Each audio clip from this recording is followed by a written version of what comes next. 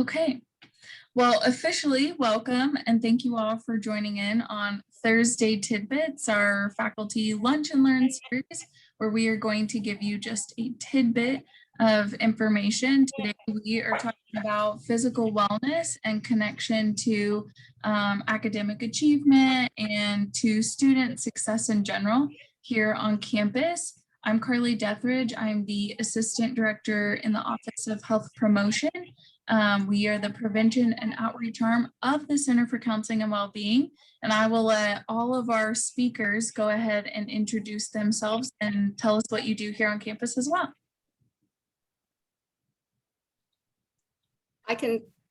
Are you wanting us to just introduce ourselves right now or provide our information?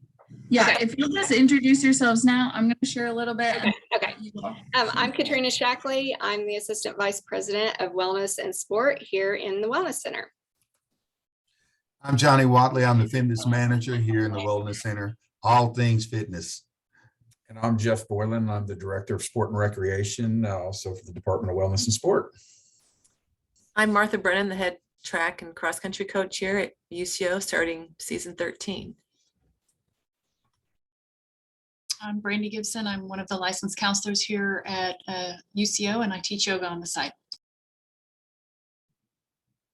Awesome. Thank you all so much for being here. If any of our participants have questions, please feel free to pop those in the chat box. You might also notice the link in the chat box. If you're here to get credit from the Pedagogy Institute, that is the link that you will need to fill out as well.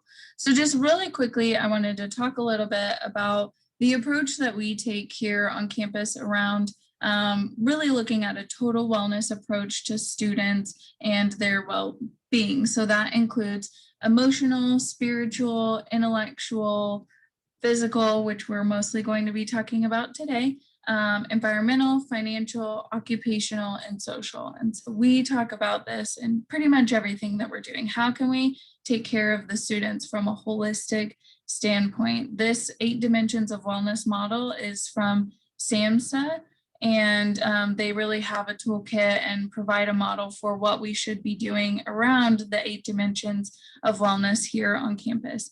There's also quite a bit of research out there, and a lot of it is around the K through 12 schools, but I think it also applies to students around the benefits of physical wellness, and when our students are engaging in physical wellness, how that can increase focus and memory, retention of information, which is helpful when they're here to take in new information to retain it for a test, right, or for their future careers. It also helps elevate mood and lower stress, and I'm sure Johnny can tell us all about this a little bit more here in just a bit, but we know that physical wellness is beneficial to our students. And so we want to be able to get them connected to all of the great resources and how can we help students engage in their physical wellness as well. Something else we also have here on campus, if you haven't heard about it, is the Healthy Campus Initiative. This has been going on our campus for quite some time, and we have been awarded the excellent category of Healthy Campus, Healthy Oklahoma Awards for, goodness, I think we've gotten this award the past 9 years now. And so really this collaboration is of people all across campus interested in helping make our campus healthier in regards to all things 8 dimensions of wellness. So providing get 'em hours for people to exercise. We're working on walking trails right now. What else? We're working on unintended pregnancies. How can we support those students? Food security, all things. You don't have to necessarily be working in a position with titled health and well-being or working in a health and wellness department. Anybody who's passionate about creating a healthier campus is welcome to join. And then we also do this alongside peer health leaders. They are really our frontline effort of getting information out there, getting resources, and they are in spaces and places that we are not always in. And so we utilize these trained students to have conversations with their peers around health and well-being as well. Okay, Let me stop sharing my screen and showing you all the tabs that I have open right now. Okay, whoever wants to go next is welcome to jump in. Martha, I think you said you'd start us off. All right, thank you so much. This topic is so great because actually this was specifically what my dissertation was on, the effects of academic performance and exercise with stress reduction. So when you asked me to talk about this, an element of this is like, oh yes, that dissertation work is coming back. So obviously my life involves coaching at this time student athletes, but there's a lot of coaching of students that can parallel what we do, and also fits into adults and faculty and everybody. But I came up with about 5 things that I think are very consistent with coaching people. And the first thing that we start with is basically an accountability partner. In my case, the student athletes, I'm the accountability person. In the classroom, it's a professor. It might be a roommate, it might be somebody in a class, but having someone that holds you accountable for your behaviors, for your choices, is my role. And I think also critical to anybody that's trying to move towards being healthy and fit and all those different topics. So that I think is super important. The second thing is kind of an assessment of where people are at. Everyone's at different places. And just like on my team, just like on campus, man, we have a wide range of people and where they're at. And until you know where they're at, you don't know where you can take them. So some kind of an assessment, making sure, it could be heart rate on different exercises. It could be walking a mile. It could be push-ups. It could be sit-ups, but some kind of assessment of where their starting point is at, I think is pretty key. And we of course do that at the beginning of the year with our teams also. Once you know that, I think it's pretty obvious, not obvious, but easier to make a plan. And that plan includes goal setting. So sometimes I think the goals aren't specific enough, and sometimes I don't think they're short-term and long-term in variety. Some people say, hey, I'm going to run the Oklahoma City Marathon in April. Well, okay, what does that look like today? What does that look like in January? What does that look like? So defining a goal, looking at the plans, looking at what's realistic to the individual, so they can have success. And that success may not necessarily be what your colleague is doing, and it may not be what your roommate is doing. And in my case, it might not be what maybe that state champion is doing compared to the kid that just walked on and is hoping they can do college athletics. So, making sure those plans are appropriate, making sure that their goals are realistic. From there, is there some kind of an achievement or some kind of an award or some kind of a high five? Along the way, we all have to feel like we achieved something, and maybe it's, you get Starbucks this week because you benched 5 more pounds than you did last month. I mean, in our case, we have championships. In our case, we set up, inner team competitions every month. I think students could do the same thing. And I know the Wellness Center has lots of different kinds of programming for competition. But you have to recognize achievement, and at every level, even if it's very, very basic. And when people see that achievement, when they see it's recognized, then they're willing to take the next step to whatever that performance goal might be. And then, this becomes a cycle. We do this over and over and over. In our case, we do it every month. We reassess, we reset goals, we award, we high five, and we do it again and again and again. And if you can get that routine going, just like students on campus, students that are in a routine with their academics, with their jobs, are usually more successful. So we hope that we set up this routine of checks and balances and accountability people and goal setting. And if it's done properly, people stay with it, and the retention of people staying on health and wellness topics or just good performance behaviors gets pretty consistent over time, and then they kind of get addicted to it in a good way, meaning that, yeah, if I do set a goal and I do achieve it, I can do it again, and I can do that in all aspects of my life. So I think that's why fitness is such a fun area to learn those life skills, because they really do bleed in to academia. They really do bleed into relationships. They bleed into work. So it's pretty fun stuff to watch. Any questions? If I could, I'd like to piggyback on what Martha is saying and be the next presenter up, because what she says ties directly into what we do in the Wellness Center itself.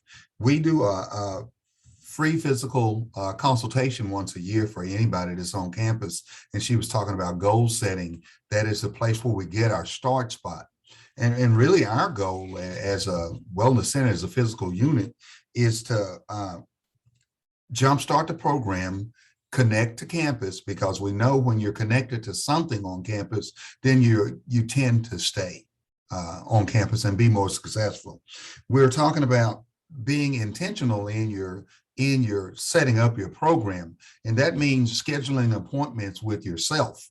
We spend a lot of time doing things for other people, but especially our kids on campus are pulled in a lot of different directions. So if we can schedule appointment with ourselves, and we say the same thing that bears true for our staff and faculty, that you schedule time for your programming, for your physical activity.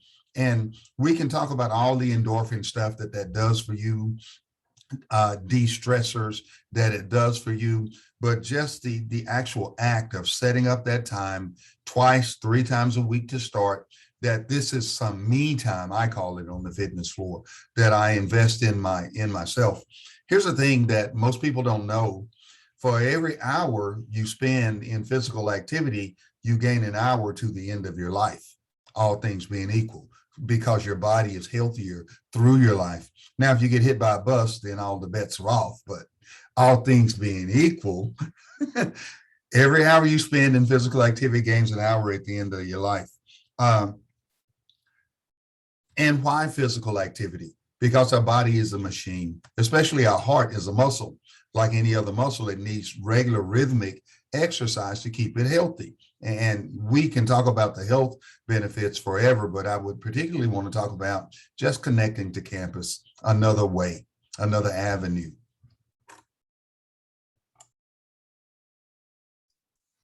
And if it's okay, I'll go next and kind of piggyback off of even what Johnny said and Dr. Brennan said. Is now, say you're not a person who wants to just go get on a weight machine, or you're not somebody who wants to maybe go get on an elliptical, but you want to compete in something. We finish high school, we go to a college campus, and it's the first time for a long time that we're not part of an organization, possibly a team, something like that, whether I don't care if it's a band, or I don't care if it's a basketball team. And so you're looking for some type of activity that we can do to, number one, feed that monster of that competition side and not get hit by a bus, as Johnny said, or, an avenue to meet other folks. And so what we offer, as most campuses do, is we try to offer a few different things. And of course, Dr. Brennan's side of it is, the NCAA athletics, and that's a little different. NCAA athletics, they have a governing body, they have a governing conference, they have a very strict, they have to go play X amount of games, they have to travel X amount of places. We kind of bridge that gap that maybe somebody doesn't have the time to do that. Maybe their academics don't allow that. Maybe personal life things don't allow that. And so what we offer are things like intramurals and sport clubs, and then open recreation. Open recreation basically is you can come in the gym, you can grab a ball, you can go just do anything you want to do, on the court or someplace maybe out in our training yard that we have here. Sport clubs are a little bit more defined, and they are most of them all have a competition side where they compete outside of the university. So they're not competing within the university, they're competing outside of the university, but they're not quite at the NCAA level. There is some restrictions that offer in there. There's some travel things that they don't travel as large. Dr. Brennan's girls, they travel all over the United States to go compete, and this other than what we have in a sport club in hockey, they have to travel just because of our location here in Oklahoma. We don't have a lot of hockey, but what we really love is the side is our intramurals. Our intramurals, basically what they are, they're student competitions that provide exercise, provide recreation. They're structured, but yet you also get a chance to meet different folks, whether you're in a fraternity or sorority, you're competing in maybe a Greek league, or you're competing in an open league. And we offer a lot of different options for that. And it's not, we offer leagues and we offer what we call tournaments and special events. Historically, in the past, for many of us on here, those most intramurals were based off of leagues. They were these long durations, and it was really tough for folks to be able to manage academics, to manage their work schedules, and to manage life. And so what we started doing recently is we do have leagues that tend to extend, but then also we do tournaments and special events, which are basically short, and it's easier for folks to participate in. So for instance, this fall, we had in our leagues, we had 4-on-4 sand volleyball, we had flag football, we had an indoor soccer, which we call futsal. Futsal basically is, imagine a ball that is restricted. It doesn't bounce as much. In fact, when you drop it, it just kind of goes thud, and it keeps that ball from exploding speed-wise, like you would think about in a soccer field. And then 3-on-3 basketball. We decided to do 3-on-3 basketball because we could have more teams and we could have more games going on at one time. Then also in the fall, we did tournaments and special events, and that was been really creative and fun. And this kind of came from the COVID situation that we had, because we had to do a lot of online things, or we had to restrict proximity with other people. And so we started doing these, and these have been very, very popular. We did cornhole. We did 1v1 and 2v2. We did a running Broncos. And basically that was a deal that you could go out and do on your own, but yet you're rewarded for the distances that you possibly ran.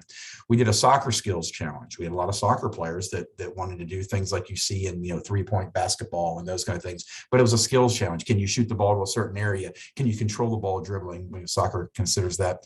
We did a 3-point and a hot shot for basketball. 3-point competition. We had almost 30 people that competed in this, which our intramural person that works for Katrina and I, he has been at some major universities, and one of the biggest universities as far as intramurals and recreation at Texas A&M. And he has talked to some of his peers at those universities, and our numbers that we had were much higher than they did, which we thought was very exciting. Then we made some creative things like trash can pong. I know it sounds weird, but you get these trash cans out there and you're throwing these balls into it, and it's a blast, and people had a lot of fun with that. Table tennis tournaments, pickleball. Yes, pickleball is getting big even for the younger folks. It's very, very competitive. Matter of fact, our staff ended up having a tournament with interstaff, and we had a blast doing it. It was a lot of fun.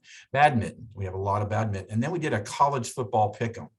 I know that doesn't sound really like a sport thing, but what it was basically, it was like a fantasy football league. And a lot of people were really interested in that. So in the spring, what we're looking at doing is, hoping the weather changes, we get outside a little bit more. And we're going to do some outdoor soccer. I'm going to do some 3-on-3, and that's going to be a very, very positive thing. Ultimate Frisbee, also known as just Ultimate. And that's basically, if you haven't seen it, it looks like football, but with Frisbee. It's a lot of fun.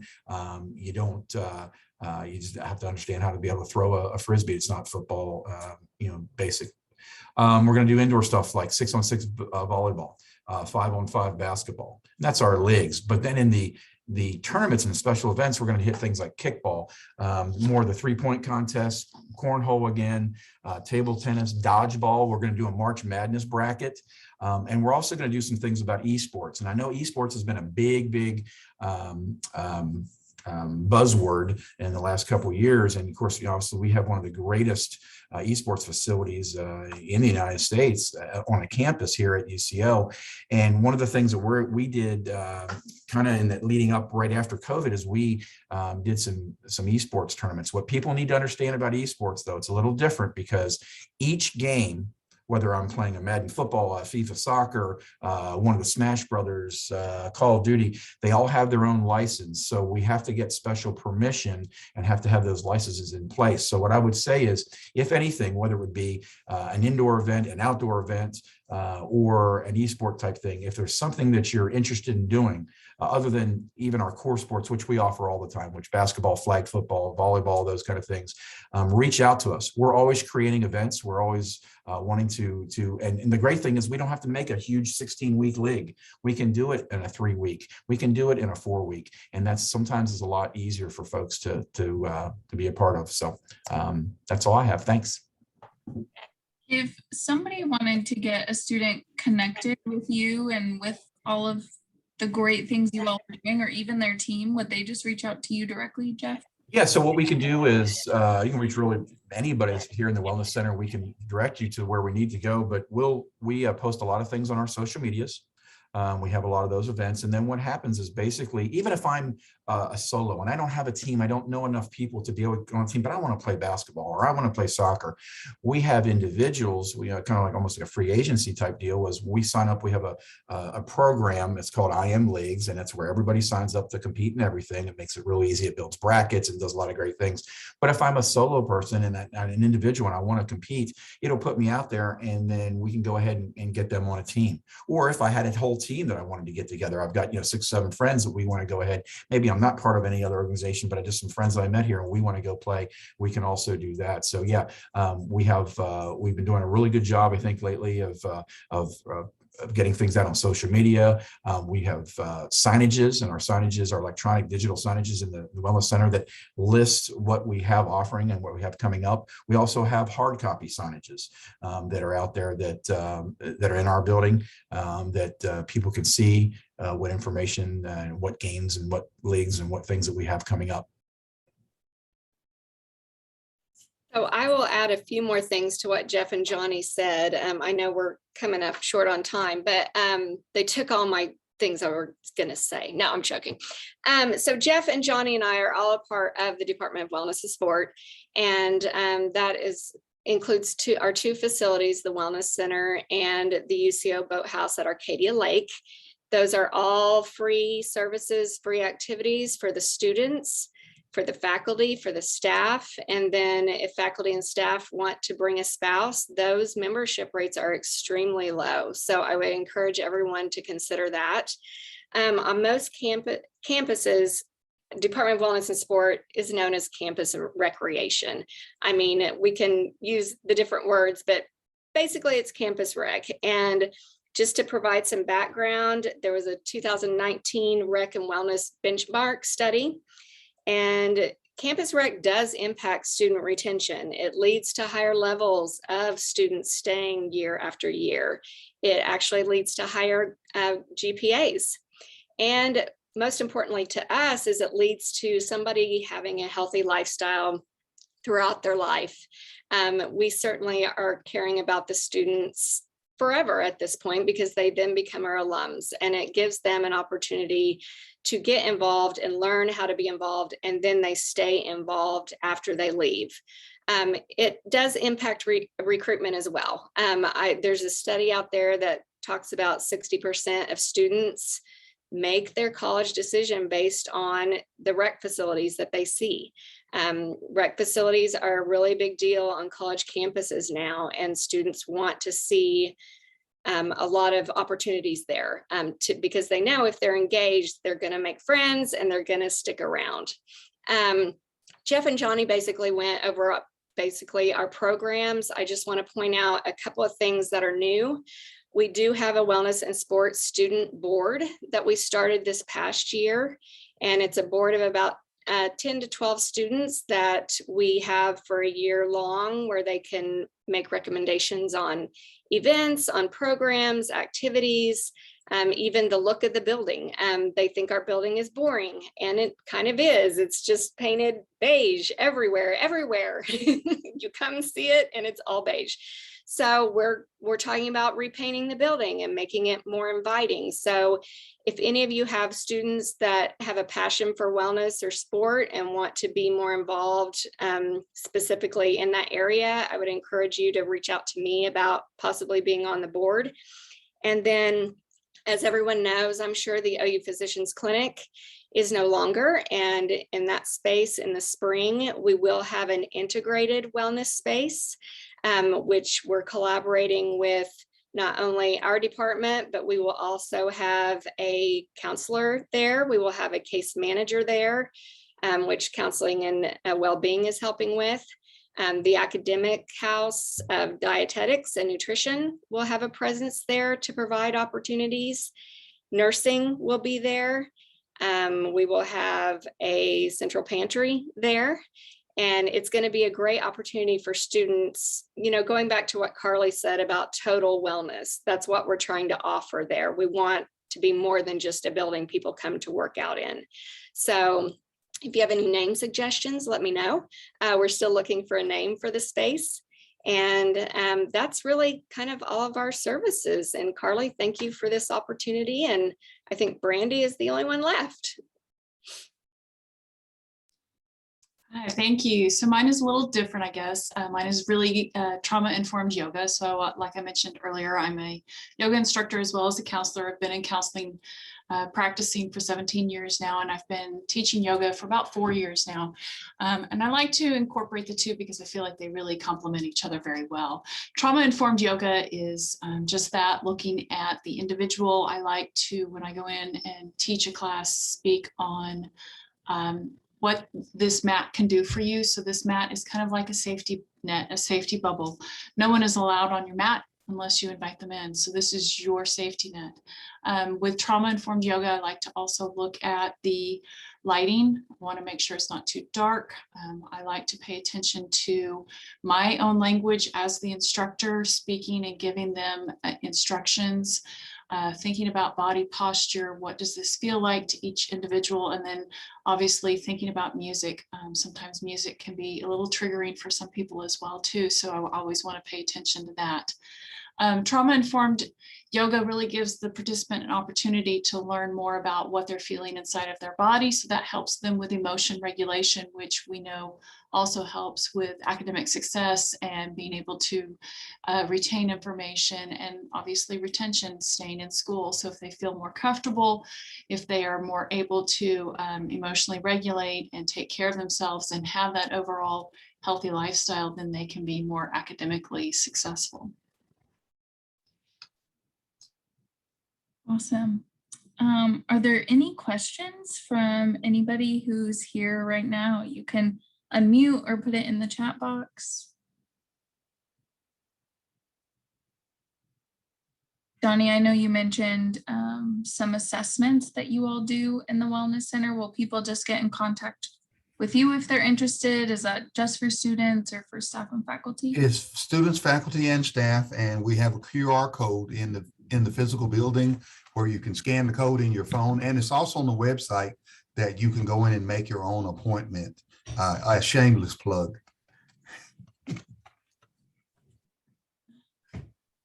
No problem. We love a good shameless plug here in Thursday Tidbits. So anything you all have to plug, feel free to do so. Okay. Well, it doesn't look like we have any questions, but if you all discover any, or if you find that you have students that you're needing to get connected with any of these great experts here on the call, please feel free to reach out. I'm assuming you all are willing to be contacted to get students connected. I wanted to thank you all so much for being here and sharing all of the great wealth of information that you all have, for sharing what you all do to keep our students well here on campus, and for all the great resources that we have as well. So thank you all. This concludes Thursday Tidbits. Have a great day.